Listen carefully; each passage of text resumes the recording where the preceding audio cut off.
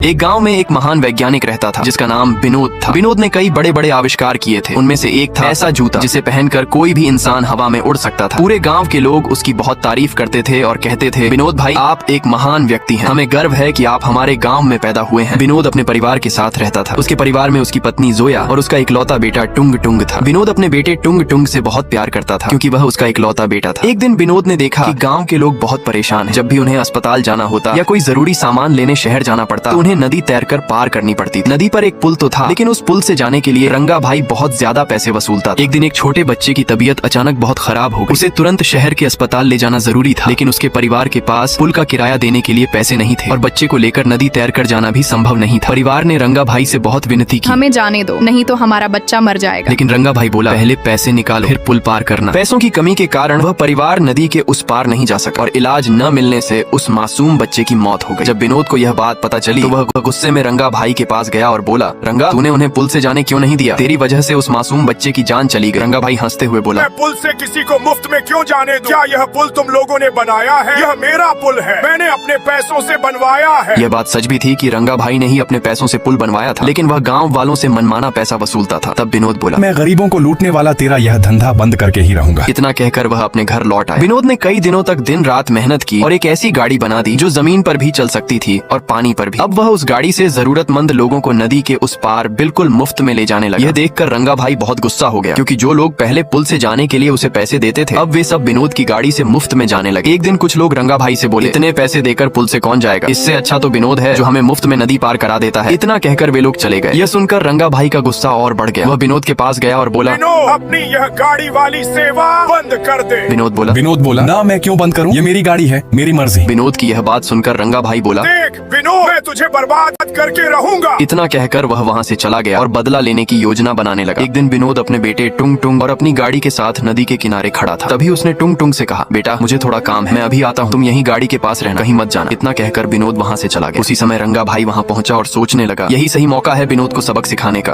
वह टुंग टुंग के पास गया और बोला, बेटा तुम्हें बहुत सारे खिलौने और चॉकलेट चाहिए? टुंग टुंग खुशी से बोला, हाँ अंकल कहाँ हैं? रंगा भाई बोला, वो सब नदी के उस पार हैं। क्या तुम्हें यह गाड़ी चलानी आती है? टुंग टुंग बोला, अंकल मुझे थोड़ी थोड़ी चलानी आती है। रंगा भाई बोला, कोई बात नहीं बेटा, तुम गाड़ी लेकर उस पार चले जाओ, अगर कुछ हुआ तो मैं तुम्हें बचा लूंगा। खिलौनों के लालच में टुंग टुंग गाड़ी लेकर नदी पार करने निकल पड़ा। जैसे ही वह नदी के बीच पहुंचा, रंगा भाई ने अपनी बंदूक निकाली और गाड़ी पर गोली चला दी। गोली लगते ही गाड़ी टूट गई और टुंग टुंग गहरे पानी में गिर गया। टुंग टुंग को तैरना नहीं आता था, इसलिए वह नदी में डूबने लगा। यह देखकर रंगा भाई हंसते हुए वहाँ से भाग गया। कुछ देर बाद विनोद वापस नदी किनारे पहुंचा। वहाँ उसने देखा कि उसका बेटा टुंग टुंग नदी में डूब रहा है। क्या लगता है विनोद अपने बेटे को बचा पाएगा?